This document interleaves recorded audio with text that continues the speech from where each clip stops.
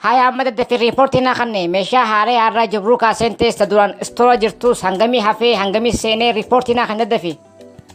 Har'a ganama meeshaa container lama nu seene garuu aannan nu findufne aannan store kasa jiru sakka jirutti expire te jira bade jira. Sangubbaan ummanni nurraa fudhatee ummataaf raabsus aannan jechaa nu gaafachaa jiran. Aannan kun fayyaa namaatiif gaarii miti boos akkam goona. Ati fayyaa namaatiif maati singee usaati raabsaa haa dhuganii.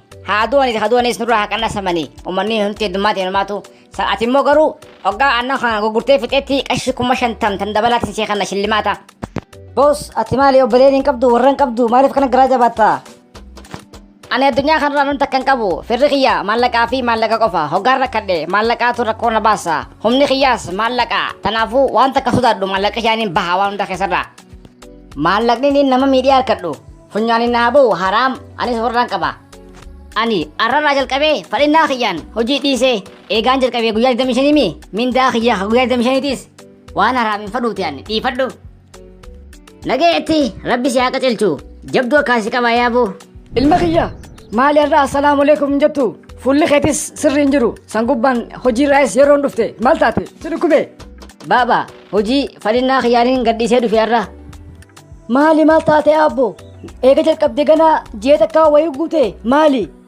Baba bikan qatarame hojjedhusan nama zallamaa jiran nyaata expire ta'e miskinatti gurguraa ani nama zallame lubbuuti yaas zallamu barbaadu addunyaa kanatti maallaqaan achi kadhusan funyaan inni haa ba'u haraam.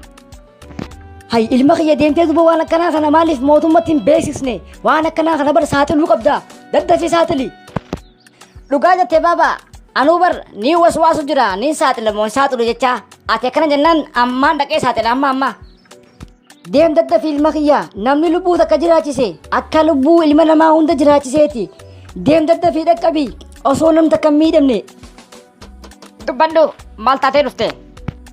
Poolis kaampaaniin ani keessa hojjedhu hojii ummata miidhu takka hojjechuu deema aannan yeroo isaatti dabre ummataaf gurguree ummata miidhuu deema daddaftanii akka qabdanii barbaada. Maqaan isaanii eenyu? MFD tole yeroo takka alatti ni eeguu dandeessaa wajji ana. Okay taate.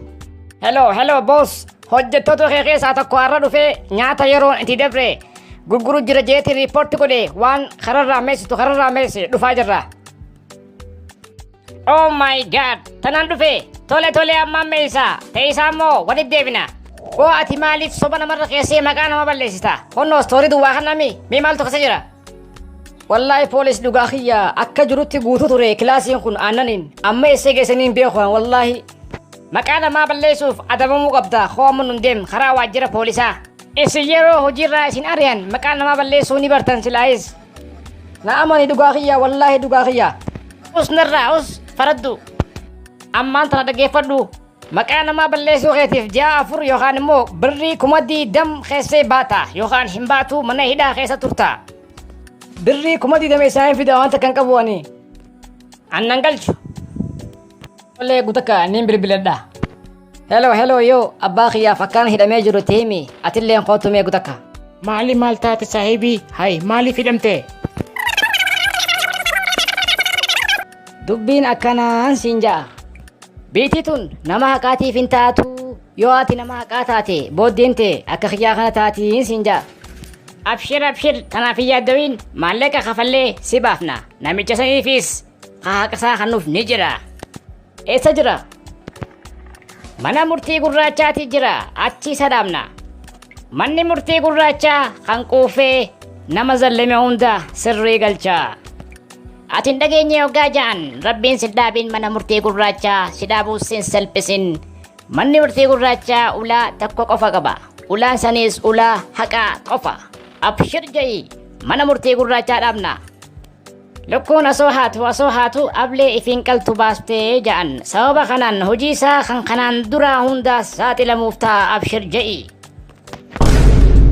Amma deemiti warning kanniif ani mana hidhaarraa baheetiin jira ati immoo mana murtii gurraachaarraa maaltu si baasaa manni murtii gurraachaa akka laafan naman dhiisuu hanga nama saaxiluu hin ciisuu hanga haqa baasee baaqaa callaa addeessutti. Rabbi qabdaa jeen manni murtii gurraachaa nama akka qeetii quufee qoma dhiibu kan nama zallamu isaatu sirrii galchaa. Bro mana murtii gurraachaa taban sahin nama manni murtii gurraachaa takka qabate huccuu tahaaf huccuu keetirra eenyu si dhiyaata information hoo mobaayila kee keessa ka jiru eessaa fidaan beektu qacam godheeti magaalarra oolchaa sirriitti himiif namicha. Waaw ajaa'iba ka akkas taatu informationa hanga irraa inni nama zallame nama inni waliin qunnamee fi nama inni sagalee waliin kaaye waasaappii taatu iimoo taatu waan fadheenuu bakka kaa qabame yaan jee kaa duuba ammaan tiima. Haya adabamtee hidhaa baatee hojiin na deebisi jechuuf na kadhachuu dhufte.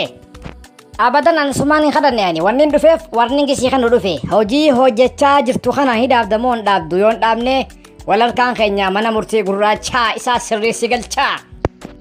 Mana murtii gurraachaa kamaala haasoyte boo. Manni murtii gurraachaa dawaa keeti dawaa nama quufee dhudhuufee nama zallamu. Obboleessoo mana murtii gurraachaa taban sehin yoon informationa kee waan daleedu kana takka kanneef tabiraa ifiif jala bu'ee barbaade magaalarra si oolcha hanga eenyu kanneef eessaa fide jettee waswaastusti waan si qofa bira jiru jinni kanneefi tana keessan jiru waan daleedu kana ammaan dhaabdu dhaabi. Osoo biitii guutuun sin dhagayin osoo sooshaal miidiyaa hunda gubbatti informationni keen faca'iin ragaa wajji yaada kee yoo jirte naa himi nageetti. Wow bro, hojii deebite, mashallah. No, abadan numan deebine. Alaqaa keessaniifin yoo hojiitu jiru dhaabbisne akka mana murtii gurraachaa isa dhaabee isa saaxiluun himeef deemu jira. Deem himiif waa'ee mana murtii gurraachaan beeku. Deem gorsi. Bro, hin jajjarinni gorsina please yaabboleessa kiyya.